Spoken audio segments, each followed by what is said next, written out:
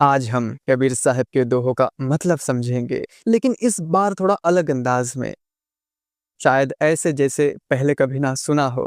मैं वही साझा करूंगा जो मैंने समझा और महसूस किया है, ताकि यह बातें सिर्फ ज्ञान बनकर ना रह जाए, बल्कि अंदर तक असर करे। तो चलो इस जागरूकतापूर्ण सफर की शुरुआत करते हैं पहले दोहे से। संतो कबीर साहब के पहले दोहे में लिखते हैं, दुख में सिमरन सब करे, सुख में करे ना कोय, जो सुख में सिमरन करे, दुख काहे को होए। हे दिव्य आत्मा, अब सोचो, अगर तुम्हारी आंखें सिर्फ आंसू के बाद खुलती है तो जीवन तुम्हें बार बार रुलाएगा ताकि तुम जागो। अगर तुम्हारा सिर सिर्फ तकलीफ में झुकता है तो तुम्हें झुकाने के लिए तकलीफें आती रहेंगी ताकि तुम जागो। अगर तुम्हें अपनों से धोखा खाकर यह समझ आता है कि परमात्मा के अलावा मेरा और कोई नहीं है, तो तुम्हें बार बार धोखा मिलेगा ताकि तुम जागो। अगर तुमने दुख में ही परमात्मा को पुकारना सीखा है तो तुम्हें बार बार दुख मिलेगा ताकि तुम जागो। तो हे जिज्ञासु, ऐसे में अब तुम्हें क्या करना चाहिए समझ लो। अगर आज भी तुमने बिना किसी कारण जागने की हिम्मत नहीं की तो जीवन तुम्हें जबरदस्ती जगा देगा, जैसे अब तक जगाता आ रहा है। तो क्यों ना अब खुद से ही जाग जाओ, सुख में ही सिमरन शुरू कर दो, बिना किसी मजबूरी के, बिना किसी दुख के, बिना किसी तकलीफ के, बिना किसी दर्द के। क्योंकि अगर तुम खुद नहीं जागे तो जीवन तुम्हें वैसे ही जगाएगा जैसे अब तक जगाता आ रहा है, दर्द से, तकलीफ से, गिराकर, तोड़कर। अब फैसला तुम्हारा है, स्वेच्छा से जागोगे या मजबूरी में जगाए जाओगे। दूसरे दोहे में लिखते हैं कि गुरु गोविंद दोनों खड़े, काके लागू पाए, बलिहारी गुरु आपनो गोविंद दियो बताए। हे जिज्ञासु, सोचो, एक आदमी प्यासा है, मरनासन में है, उसके सामने दो चीजें रखी है, एक गिलास पानी और एक आदमी जिसने उसे पानी तक पहुंचाया। अब बताओ, वह पहले किसे धन्यवाद देगा, पानी को या उस आदमी को जिसने उसे पानी तक पहुंचाया। ईश्वर वही पानी है, शाश्वत, जीवनदायक, अंतिम सत्य। पर गुरु, गुरु वो है जो तुम्हें मरते हुए छोड़ता नहीं। गुरु वो है जो तुम्हारी सूखी आत्मा तक पानी की पहली बूंद पहुंचाता है। गुरु ना होता तो तुम रेगिस्तान में भटकते ही रह जाते। अब जरा गहराई से सोचो, लाखों लोग गोविंद को खोज रहे हैं, मंदिरों में, ग्रंथों में, पहाड़ों में, पर कोई पा नहीं रहा। क्यों? क्योंकि वे गुरु को भूल गए। वे पानी चाहते हैं पर उस हाथ को ठुकरा रहे हैं जो गिलास पकड़ाएगा। हे साधको, तो अब क्या करना चाहिए? अगर तुम अभी भी सोच रहे हो कि मुझे गुरु की जरूरत नहीं, मैं खुद ईश्वर तक पहुंच जाऊंगा, तो तुम बस एक और खोया हुआ पथिक हो जो रेगिस्तान में पानी के बिना दौड़ रहा है। 100 जन्म भी लगा दो, लेकिन बिना गुरु के गोविंद को नहीं पा सकते। समझो, नहीं तो बस जीवन भर खोजते ही रह जाओगे। अब कबीर साहिब ने तीसरे दोहे में लोगों के भ्रम को तोड़ते हुए बहुत अच्छा कहा कि माला फेरत जुग भया, फिरा न मन का फेर, कर का मन का डाल दे, मन का फेर। तुमने माला घुमा ली, पर क्या तुम्हारा मन भी घूमा, या बस उंगलियां चल रही थी और मन वहीं का वहीं अटका रहा? अगर कोई आदमी जहर की बोतल हाथ में लेकर राम नाम जपता रहे तो क्या जहर अमृत बन जाएगा? नहीं।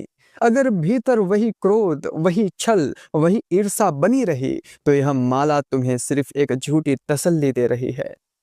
समझो, तुम खुद से धोखा कर रहे हो। तुमने खुद को बहला लिया, मैं धार्मिक हूं, मैं साधना कर रहा हूं, मैं हर रोज जप करता हूं, इसलिए मैं सही हूं। लेकिन यह बस एक धोखा है। अगर बाहर के मंत्र भीतर शांति नहीं ला रहे, अगर जाप सिर्फ होठों पर है, आत्मा पर नहीं, तो यह साधना नहीं, बस एक आदत बन गई है, एक दिखावा, एक मायाजाल। तो भक्तों, अब क्या करना है? अब माला को सिर्फ उंगलियों का एक्सरसाइज करने का साधन मत बनाओ। अब माला के साथ मन को फेरो। हर मन के साथ भीतर भी कुछ बदलना चाहिए। हर जाप के साथ कोई ना कोई बुराई जलनी चाहिए, वरना तुम पूरी जिंदगी माला फेरते रहोगे और एक दिन मौत आएगी और तुम्हें यह एहसास होगा कि मैंने बस उंगलियां चलाई पर खुद को नहीं बदला। संतो, फिर चौथे दोहे में आगे लिखते हैं कि 5 पहर धंधे गया, 3 पहर गया सोए, 1 पहर हरि नाम बिन मुक्ति कैसे होए। तुम्हारी पूरी जिंदगी दौड़ में बीत गई, सुबह से शाम तक सिर्फ पैसा, काम, नाम, शोहरत, इच्छाएं। लेकिन क्या कभी रुके और सोचा कि तुम यह सब क्यों कर रहे हो। दिन के 5 पहर तुमने धंधे में गवा दिए, भाग दौड़, कमाई, सौदे, योजनाएं, संघर्ष, पर यह सब किसके लिए। फिर रात आई और 3 पहर सो गए, बिना सोचे, बिना देखे, बिना समझे। एक और दिन खत्म और तुम वहीं के वहीं, हर दिन यही चक्र दोहराते रहे। अब बचा 1 पहर, लेकिन उसमें भी तुमने ईश्वर, आत्मज्ञान या जीवन के असली अर्थ को नहीं देखा। तो फिर मुक्ति कैसे मिलेगी, शांति कैसे आएगी, मरने के बाद क्या लेकर जाओगे। अब सोचो, अगर किसी किसान के पास बीज थे पर उसने पूरे दिन सिर्फ खेत जोतने में निकाल दिया, बीज ही नहीं बोए, तो क्या फसल उगाएगी? नहीं उगाएगी। जब कटाई का समय आएगा तो उसके हाथ कुछ नहीं होगा। तुम्हारे साथ भी यही हो रहा है। पूरी जिंदगी भागते रहोगे धन, नाम, परिवार, इच्छाओं के पीछे, और जब मरने का समय आएगा तो एहसास होगा कि असली फसल तो कभी बोई ही नहीं। तो हे दिव्य आत्माओं, अब क्या करना चाहिए? अब भी तुम्हें होश नहीं आया तो जिंदगी इसी दौड़ में खत्म हो जाएगी। अब भी 1 पहर बचा है, अपने भीतर झांको, सच्चाई को देखो, उस सत्य को पकड़ो जिसे तुम जन्मों से टालते आए हो, वरना जब आंखें हमेशा के लिए बंद होंगी तो पछताने का भी समय नहीं मिलेगा। अब फैसला तुम्हारा है, बस भागते रहना है या ठहर कर जीवन के असली उद्देश्य को देखना है। संतो फिर 5वें दोहे में लिखते हैं कि लूट सके तो लूट ले, राम नाम की लूट, पाछे फिरे पछताओगे, प्राण जाहि जब छूट। लूट, तुम्हें यह शब्द सुनते ही सोना, चांदी, धन, दौलत, जमीन, जायदाद दिखती है। जहां भी कोई चीज मुफ्त में मिलती है वहां तुम झपटने को तैयार रहते हो। लेकिन संत कह रहे हैं, यह लूट किसी धन दौलत की नहीं, यह राम नाम की लूट है। और यह लूट अभी हो रही है। हर पल, हर क्षण जो जाग गए वे लुट रहे हैं, जो सोए रह गए वे खाली हाथ रह जाएंगे। अब जब सांसें खत्म होने लगेंगी, जब शरीर जवाब देने लगेगा, जब आंखों के आगे अंधेरा छाने लगेगा, तब पछताओगे।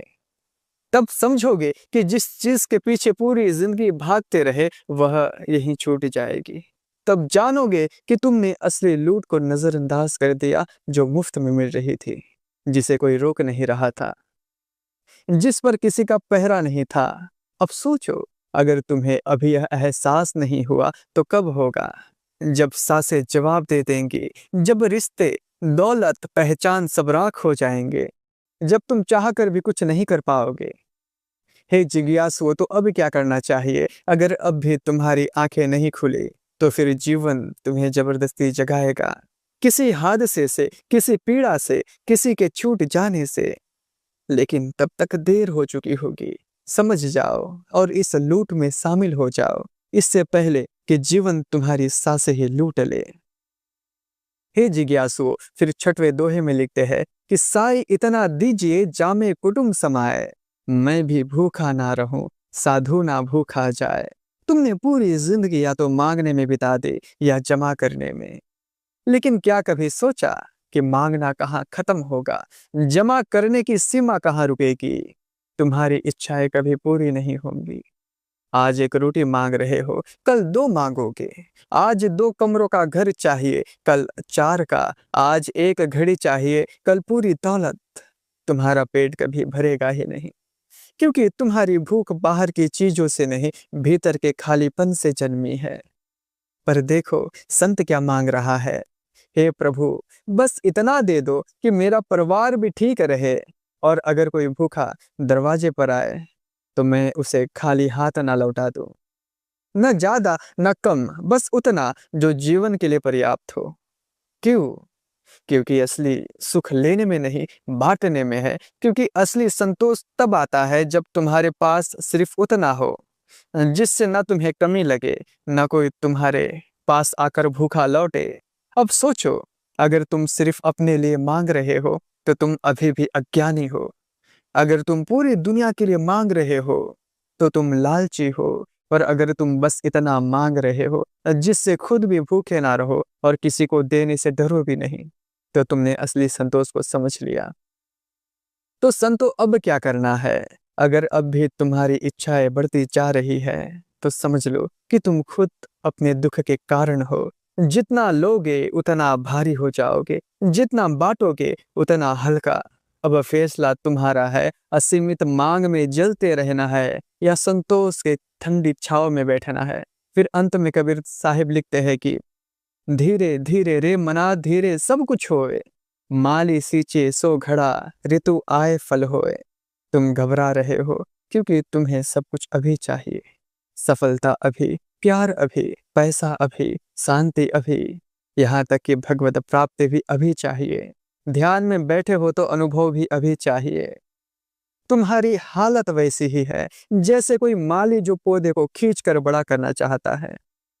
लेकिन क्या कोई पौधा हाथ से खींचने पर बड़ा होता है? नहीं, वह मर जाता है। अब सोचो, तुमने कितनी बार जीवन में अधीरता दिखाई है, कितनी बार जबरदस्ती चीजें अपने हिसाब से करने की कोशिश की है, कितनी बार सोच लिया कि बस अब तुरंत बदल जाए सब कुछ, और हर बार क्या हुआ? बस असफलता, बस पीड़ा, बस पछतावा। क्यों? क्योंकि जीवन किसी के हिसाब से नहीं चलता, यह अपने समय से चलता है, अपनी लय में बहता है। अगर तुमने कोई कोई बीज बोया तो उसे पानी दो, धूप दो, देखभाल करो, पर धैर्य भी रखो। क्योंकि जब तक ऋतु नहीं आएगी फल नहीं मिलेगा, चाहे 100 घड़े पानी ही क्यों ना डाल दो। लेकिन तुम तो बेसब्र हो, तुम्हें सब कुछ एक झटके में चाहिए। तुम सोचते हो कि अगर तुरंत फल नहीं मिला तो मेहनत बेकार गई, और इसी अधीरता में तुम हार मान लेते हो या रास्ता बदल लेते हो। हे जिज्ञासु, अब क्या करना है? अगर अब भी तुम्हें अधीरता घेरे हुए हैं तो समझ लो कि तुम खुद अपने दुख का कारण हो। हर चीज समय मांगती है, जितना जोर लगाओगे उतना ज्यादा चीजें उलझेंगी। अब 2 रास्ते हैं तुम्हारे पास, या तो जलते रहो अधीरता के आग में, या शांति से मेहनत करो और सही समय का इंतजार करो। अब फैसला तुम्हारा है, अधीरता में जलना है या धैर्य से खिलना है।